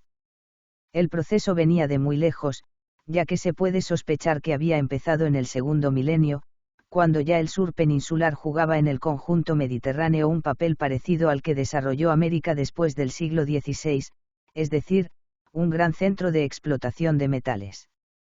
Confluían precisamente, caso raro, los dos tipos, los de uso común y los santuarios. El cobre y el estaño, por un lado, el oro y la plata por otro. Este fue precisamente el gran acicate de las navegaciones fenicias y griegas, ya dentro del primer milenio, que jugaron el papel decisivo en la propia creación de la civilización ibérica, como hemos visto anteriormente. Conviene señalar, sin embargo, que buena parte de las zonas más ricas quedaban fuera del área estrictamente ibérica. Así la Andalucía occidental, el gran centro de la plata y del cobre, y naturalmente, Galicia y el mundo atlántico europeo de donde procedía el estaño, una de cuyas vías de acceso era el estrecho de Gibraltar. Sin embargo, zonas importantes caían dentro del área plenamente ibérica. Así grandes centros argentíferos como los próximos a Cartagena o a Cástulo, en la actual provincia de Jaén, aparte de otras minas menos famosas. De la misma manera que jugaron el papel de imán en los intentos de penetración imperialista cartaginesa en el siglo III a.C., también explican la riqueza de arqueología ibérica en esta zona y la fuerte penetración de productos comerciales griegos, como son los bellos vasos áticos pintados, que hallamos hasta el mismo pie de Sierra Morena. Los grandes centros de intercambio del comercio marítimo eran evidentemente ciudades fenicias del sur, Cádiz, en primer lugar, Malaca, Sexi, Abdera, etc., y las griegas de la costa catalana, Emporión y Rodes. Pero indudablemente en los sectores de costas donde no había tales centros debió existir un comercio directamente desde las naves, sin necesidad de apoyos urbanos, o los marinos comerciantes podían visitar los poblados indígenas litorales. El matiz vale la pena señalarlo, porque existe la tendencia a atribuir cualquier producto griego de la mitad norte ibérica a la acción de Ampurias, por ejemplo. Los productos exóticos debieron vivificar las relaciones comerciales entre los iberos de la costa y los del interior. Así podemos observar, en la introducción del uso de la moneda, como junto a cecas prerromanas, que acuñaron imitaciones de la dracma griega, en el litoral, hallamos la ceca de Iltirda, Lérida, situada muy lejos del mar. De hecho, antes del dominio romano, que corresponde a la última fase ibérica, no creemos que pueda señalarse una verdadera economía monetaria. Pero hallamos circulación de moneda griega, sobre todo de Ampurias, especialmente en Cataluña y algunos talleres indígenas cuyo origen es claramente prerromano incluso al sur del Ebro, como Arse, Sagunto, y Saitavi, Játiva. A partir del siglo III a.C., los productos romanos aparecen con abundancia en el área ibérica. El testimonio más claro es la cerámica, la llamada campaniense, fabricada en varios puntos de Italia, así como las ánforas que contenían especialmente vino. La expansión comercial romana sobre la península precede a la conquista, como en tantos otros casos paralelos, y a partir de fines de este siglo, cuando prácticamente toda el área ibérica pasa bajo el dominio romano, Roma y el mundo itálico en general van a convertirse en el eje sobre el cual girará el comercio exterior ibérico. Escritura y numismática. El mismo Estrabón, ya hacia el año 30 a.C., hablaba de la gran variedad de pueblos que habitaban en la península, y de sus muy diferentes idiomas. En la actualidad los estudios de interpretación de estas lenguas han avanzado mucho, pero aún queda mucho camino que andar. Solo sabemos que hay una lengua con muchas variantes, de tipo preindoeuropeo, y otra también acreditada por muy pocas inscripciones, de tipo indoeuropeo, propiamente celtibérica. Aparte de este conjunto, aparecen lógicamente en diversos estadios históricos, el griego, hablado por los colonos de aquella nacionalidad, al menos desde el siglo V a.C., el habla fenicia de alrededor de las colonias púnicas del sur. Dejemos aparte la incógnita del Tartesio, del que tanto se ha hablado y del que nada se sabe, que ha servido para sostener diversas teorías sobre el sistema de escritura ibérico. Ante todo, debemos hacer constar que la lingüística ha estudiado, bajo el nombre convenido de lenguaje, una abstracción que llama la lengua, de figura indescifrable, pero es evidente que con ello no ha llegado a conocer el lenguaje, sino solo en una primera aproximación, ya que la lengua en rigor no existe, por la razón de que nunca está hecha del todo, sino que siempre está haciéndose y deshaciéndose. Y si esto es cierto para una lengua culta, lo es aún mucho más, para los dialectos y lenguas entremezcladas que se hablaban en la península ibérica antes de la llegada de los romanos en el siglo III a.C., por lo tanto, las dificultades son casi imposibles de superar, ya que solo podemos basarnos para todo estudio serio, en las inscripciones de toda clase, incluidas fundamentalmente las monetales. Para toda investigación lingüística hay que tener en cuenta que los esquemas funcionan bien en el sentido del tiempo, pero cuando se intenta remontar su curso, la indeterminación es cada vez mayor. Se puede llegar a imaginar estados anteriores muy diferentes, que den razón, todos ellos, de otro más reciente. Como un ejemplo, de los más interesantes, nos encontramos el problema del parentesco entre el vasco y el ibérico, que ha sido defendido o negado por multitud de excelentes lingüistas desde hace al menos 2 siglos. El vasco no desciende del ibero. Las comparaciones entre las lecturas ibéricas, con todas las garantías de sonido de los signos, y el sonido del idioma vasco, son innegables, y las encontramos en todas las fuentes epigráficas. Pero si examinamos el aspecto gramatical, llegaremos forzosamente a la conclusión de que el vasco no es en absoluto un descendiente del ibérico, aunque haya elementos comunes a una o a otra lengua, resultantes del activo intercambio entre ambos pueblos en la etapa protohistórica. Las razones en que se basa esta afirmación, se pueden sintetizar como sigue: a. El vasco no ha sido nunca la única lengua de la península, sino que, con ella, siempre han existido varios territorios lingüísticos. b. El léxico de las inscripciones ibéricas de toda clase, no proporciona sino muy contados elementos que puedan relacionarse con el vasco. c. Culturalmente no hay ningún motivo para suponer que los antiguos vascos fueran iberos o llegaran a sufrir una iberización. Ni los arqueólogos ni los antropólogos han encontrado hasta la fecha ninguna razón para relacionarlos étnicamente. La completa romanización de los territorios ibéricos en tiempos de Augusto, borró por entero las antiguas lenguas, al menos en su evolución oficial y comprobable, y no se ha podido en ningún momento hallar el menor enlace entre los idiomas de los iberos y las lenguas romances hoy extendidas en su antiguo dominio. Las antiguas lenguas indoeuropeas de la península, no han dejado más rastro que la onomástica y las pocas inscripciones halladas, pero todas desgraciadamente de poca extensión.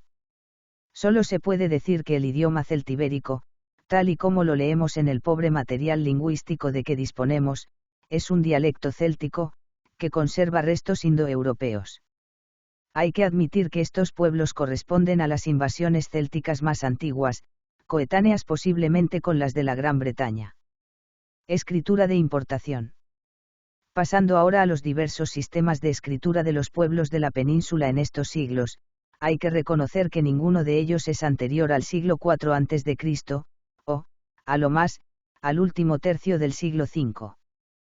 Lo más original de estos sistemas de escritura es su carácter semisilábico, con la única excepción de un alfabeto en la zona de Levante, que es alfabético puro y greco-ibérico.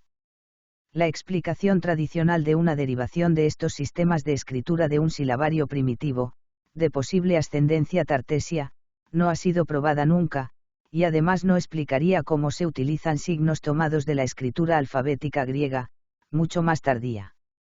Estas indudables relaciones de los pueblos ibéricos en general, con las naciones colonizadoras y cultas, como Francia y Grecia, se vio sin duda favorecida porque la península era, en aquellos años, una gran reserva de primeras materias, cuyos recursos se explotaban en beneficio de otros territorios.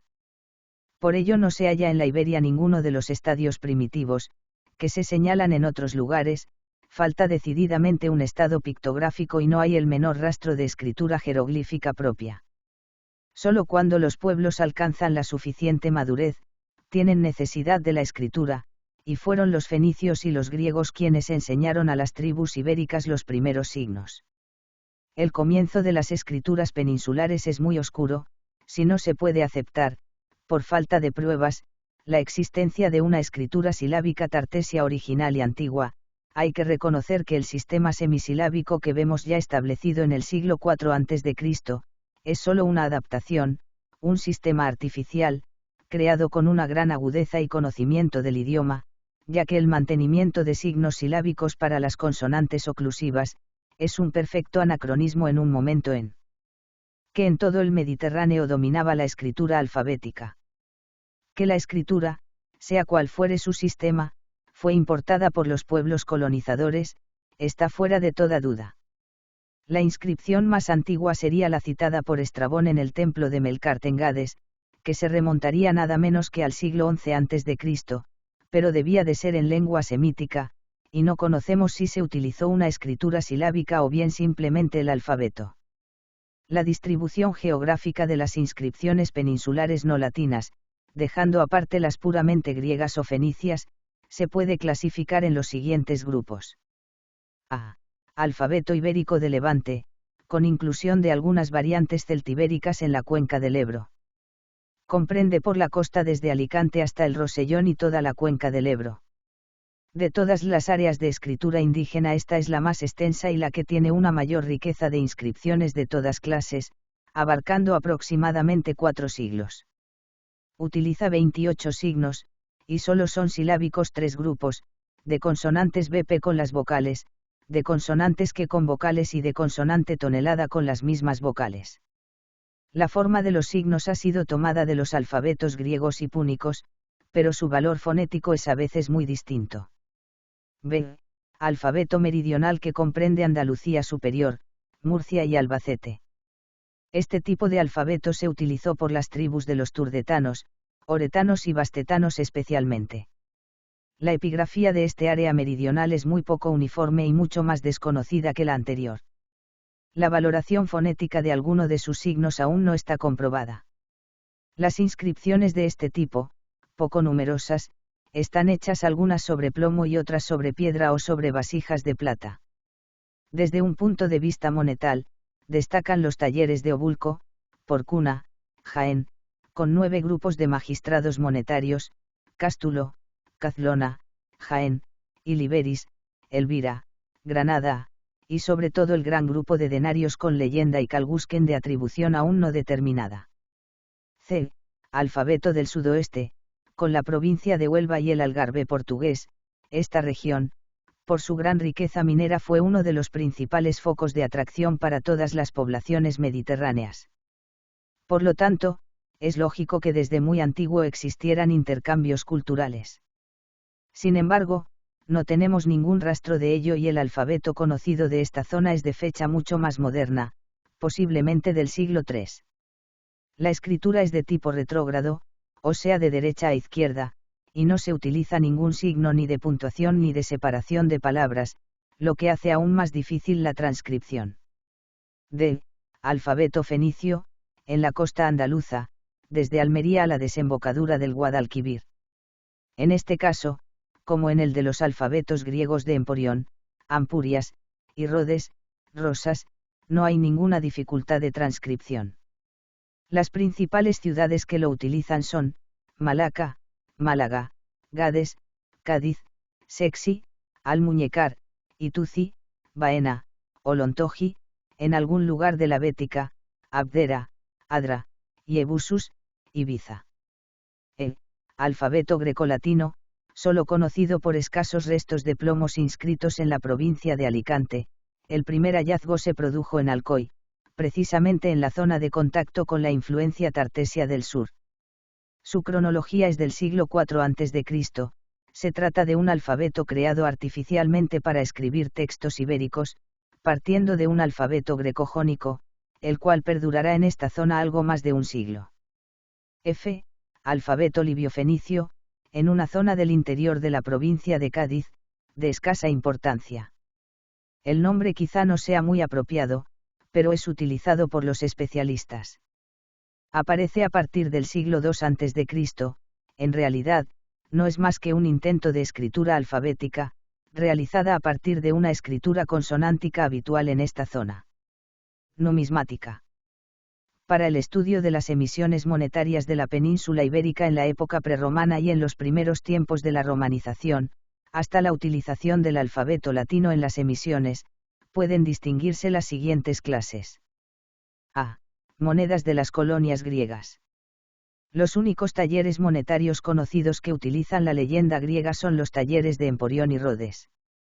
La amonedación emporitana tiene sus inicios hacia el año 400 a.C., con numerario de tipo de la ansa focense y patrones de peso muy variables, siempre en plata.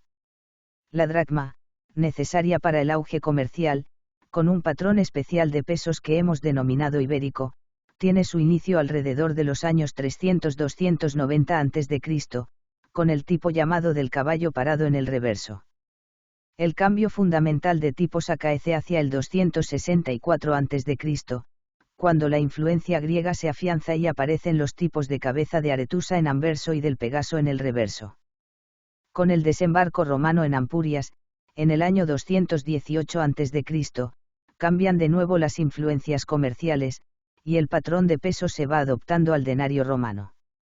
En este mismo periodo se inicia una fuerte evolución desde los caracteres propiamente griegos, a los pseudo-ibéricos y luego a los ibéricos, con leyendas monetales de talleres como los de Iltirda, Lérida, y otros aún no identificados en su mayor parte. La moneda de bronce con caracteres ibéricos se inicia hacia el 200 a.C., o poco después, con leyendas undicescen. Y tipos de cabeza de Payas y Pegaso. B. Amonedación de tipo iberopúnico. Este segundo grupo de monedas está representado por los talleres de Gades, Cádiz, Ebusus, Ibiza, Malaca, Málaga, Sexi, Almuñécar, Abdera, Adra, y otros menores. Las monedas de Gades se inician con raros ejemplares de bronce sin inscripciones. La acuñación en plata es algo más tardía, consecuencia de la dominación cartaginesa en el sur de la península. Estas monedas, también del mismo patrón monetario en plata que Emporión y Rodes, llevan en el anverso la imagen de Hércules con clava al hombro y en el reverso el atún, con la leyenda púnica que simboliza la enorme riqueza pesquera de la zona. La moneda de cobre es muy abundante y la amonedación oficial perdura hasta la época del emperador romano Claudio, con leyenda fenicia y nunca latina. Los medallones con leyenda latina, que se han denominado conmemorativos, son de la época de la sucesión de Augusto. C. Amonedación ibero-cartaginesa.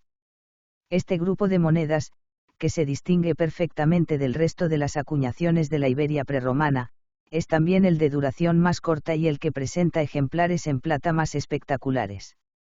Su pervivencia es consecuencia directa de la dominación comercial y política de los cartagineses en todo el sur y el este de la península.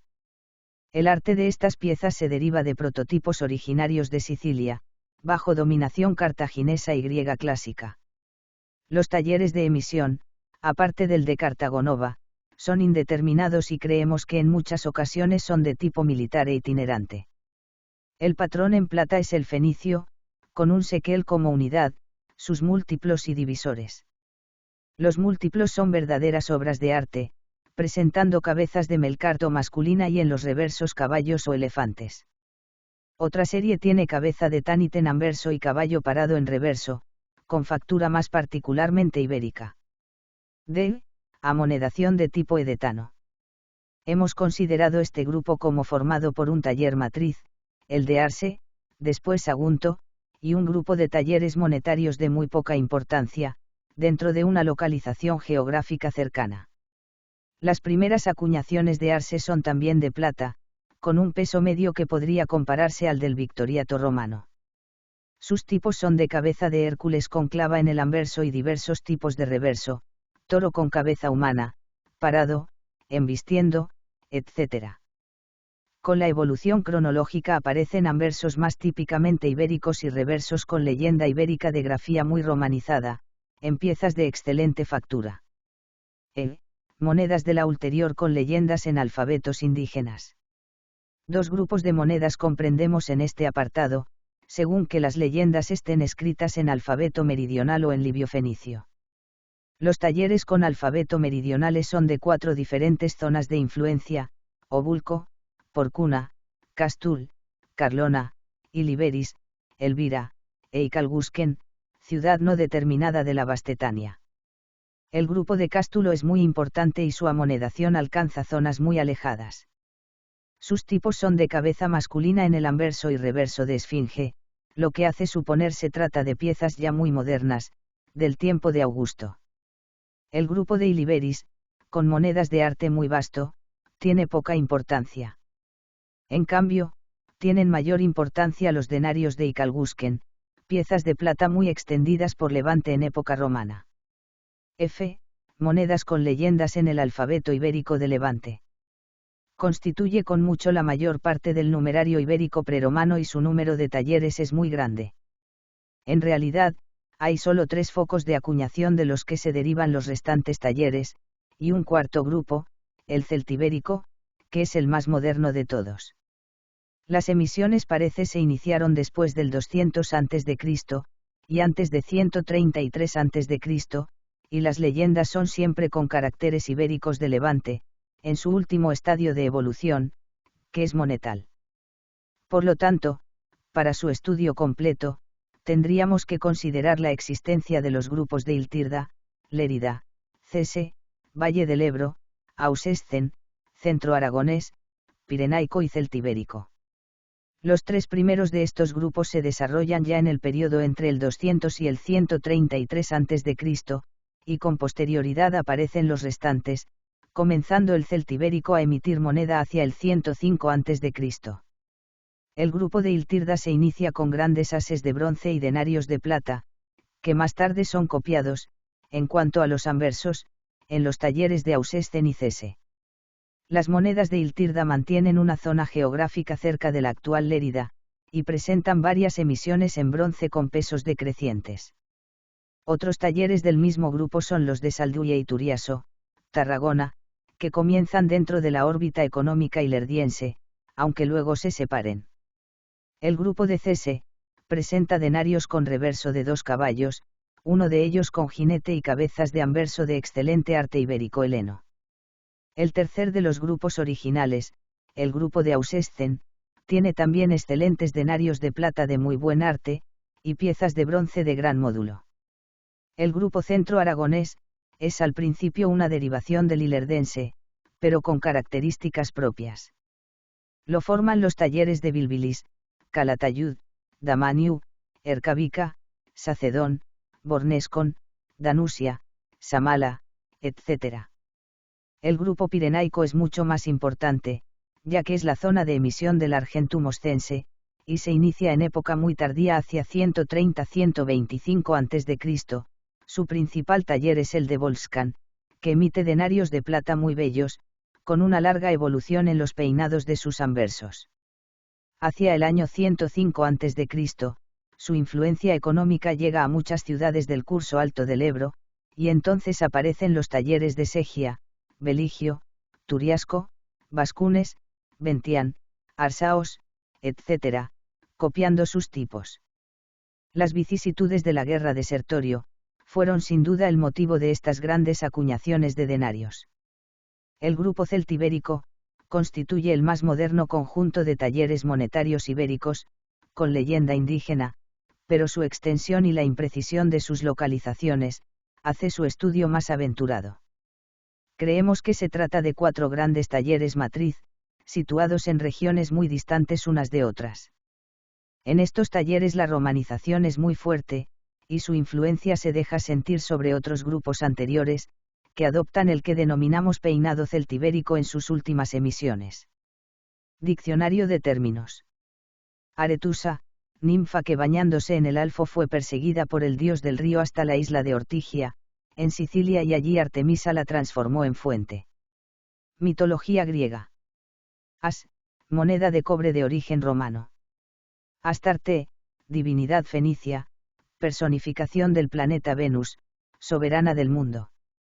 Artemisa Efesia, esta diosa, hija de Zeus y Leto, protegía a las mujeres que iban a dar a luz y también a los animales salvajes y los rebaños. En Efeso, donde su templo estaba considerado como la 6ª maravilla del mundo, era la patrona de las amazonas y la diosa de la fecundidad. Mitología griega.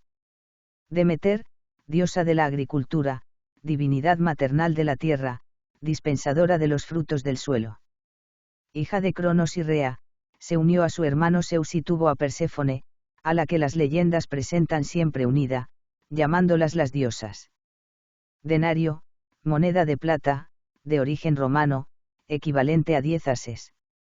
Dracma, moneda de plata, de origen griego, que entre los íberos pesaba unos 4-5 grano. Escritura alfabética, sistema de escritura en el que corresponde un signo a cada vocal y a cada consonante. Escritura silábica, sistema de escritura en el que a cada sílaba le corresponde un signo.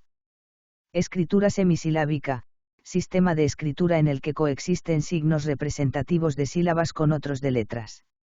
Escritura jeroglífica, sistema de escritura en el que se representan las palabras mediante figuras o símbolos que corresponden al significado de las voces. Escritura pictográfica, sistema de escritura en el que se dibujan más o menos toscamente los objetos o conceptos que se desea expresar. Gerión, gigante de 3 cabezas, rey de la Bética, que custodia sus rebaños con la ayuda de un perro de 7 cabezas.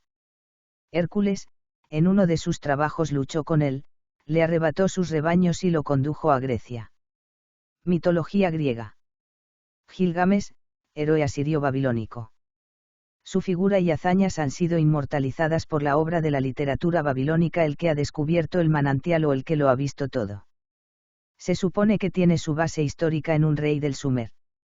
Ansa Focense, liga de ciudades ligadas comercialmente con las de Focea, Grecia.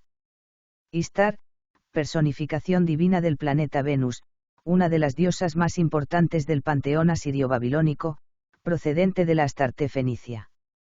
Juno, nombre romano de Hera, hermana y esposa de Zeus. Reina de los dioses, señora del cielo y de la tierra y protectora de los reinos e imperios. Melkart, divinidad fenicia, dios solar y luego dios marino, señor de la ciudad de Tiro. Payas, vástago de la última generación de los gigantes. Fue muerto por Atenea en la lucha de los dioses contra los gigantes. Pegaso, caballo alado, nacido de la sangre de Medusa, muerta por Perseo. Sequel, moneda de origen fenicio, de plata. En la península pesaba unos 7,3 grano. Tanit, diosa equivalente a Astarte entre los cartagineses. Victoriato, moneda romana, en plata, que lleva la figura de la victoria. Fin.